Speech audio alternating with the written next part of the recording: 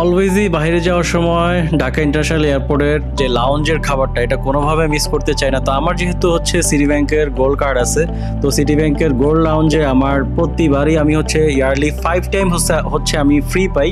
তো তার জন্য হচ্ছে মোটামুটি সবসময় হচ্ছে চেষ্টা করি যে আসলে ইমিগ্রেশন ক্রস করার পরে লাউঞ্জের খাবারটা মিস না করতে।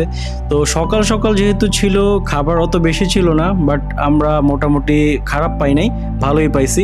তো সবগুলো আইটেম মোটামুটি নিয়ে খাওয়া শুরু করলাম, যেহেতু হচ্ছে আপনার রাতে ক্ষুধার্ত ছিলাম আর মর্নিংয়ে আমরা ব্রেকফাস্ট করি নাই। সো আমাদের ফ্লাইট হচ্ছে দুপুর 12টা 20-এ মেবি, রাইট?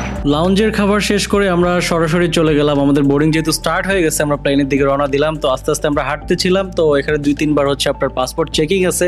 চেকিং শেষ করে আমরা বাসে উঠে পড়লাম, আর হচ্ছে বাসে উঠে আমাদের ফ্লাইট যেহেতু ছিল মালয়েশিয়ান এয়ারলাইন্সে, তো দেখতেই পাচ্ছেন খুব সুন্দর একটা প্লেন। তো প্লেনের সামনে হচ্ছে আমরা ফটোশুট করে নিলাম, কিছু ছবি টবি তুললাম। তুলে হচ্ছে বিমান যেহেতু ছেড়ে দিয়েছে, বাইরে একটু ঘোলা ঘোলা লাগছিল, তো আপনাদেরকে ভিউ দেখাতে পারছিলাম না, বাট একটু পরেই হচ্ছে সবকিছু ক্লিয়ার হয়ে যায়। সুন্দর ভিউ দেখতে দেখতে দেখতে আমরা আকাশের সেই সুন্দর ভিউ গুলো এনজয় করছিলাম।